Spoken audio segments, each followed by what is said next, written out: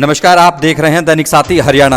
रेवाड़ी पहुंचे पूर्व मुख्यमंत्री मनोहर लाल खट्टर का अल्पमत सरकार को लेकर बड़ा बयान। कहा, इसमें न कोई दम न कोई तंत्र। घर में गिनती गिन रहे हैं 30 जमा 3, जमीन पर आएंगे तो रह जाएंगे 23, तब होगी हालत खराब।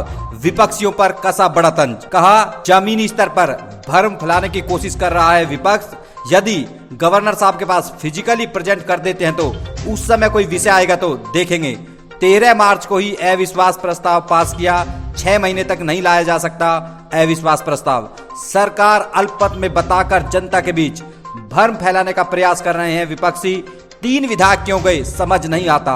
चुनाव से ठीक पहले ऐसे जाते नहीं, कोई न कोई तो रहा होगा कारण। कहा, हरियाणा में सभी 10 की 10 सीट जीतेंगे अच्छे मार्जिन से। वहीं करनाल विधानसभा सीट जीतकर हरियाणा में खिलाएंगे 11 कमल। कहा, देश में भाजपा 370 व एनडीए करेगा 400 पास। समझाया गणित।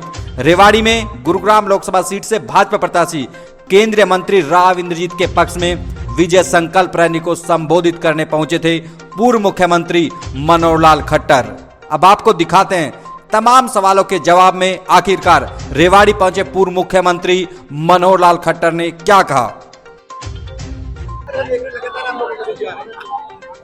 वैसे तो मैंने सब बातें अपने भाषण में बता दी। अरे शुरू तो बोलो मत, शांत रहो, कोई नहीं बोलेगा, शांत रहो। सब बातें मैंने बता दी हैं कि जिस प्रकार का मेरा पूरे हरियाणा में भ्रमण हो रहा है।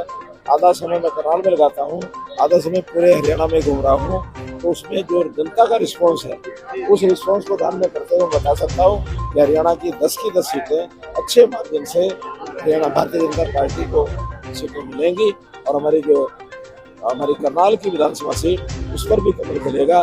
तो 4 जून को 11 कमल खिला के हम मोदी जी को जिताएंगे।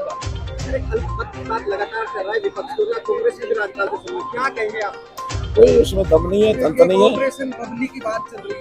मैं बता रहा हूँ, कोई दम नहीं है, कोई तंत्र नहीं है। ऐसे ही गिनती घर में गिनते रहो। 30 जमा 3 33 मान रहे हैं। जिस दिन जमीन पर आएंगे और 23 रह जाएंगे फिर उनकी हालत खराब होगी कि क्या होगा। अभी तो 1 महीना पहले आखिर हमने 13 मार्च को विश्वास मत प्राप्त किया है। 6 महीने तक तो वैसे भी नहीं बोल सकते, लेकिन अगर वो उपस्थित कर देंगे, फिजिकली अगर वो प्रेजेंट कर देंगे गवर्नर साहब के पास, उस समय कोई विषय आएगा। लिख के देने से कोई विषय नहीं।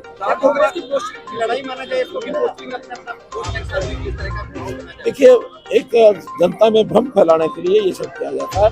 और भ्रम फैलाने के लिए माना कि हाँ 3 जो विधायक इंडिपेंडेंट हैं उन्होंने हमारे साथ सपोर्ट प्राप्त चले गए। अब मालूम नहीं क्या उनके अंदर बातचीत हुई है इस प्रकार का, क्योंकि ऐसे तो कोई चुनाव के समय जाता नहीं है।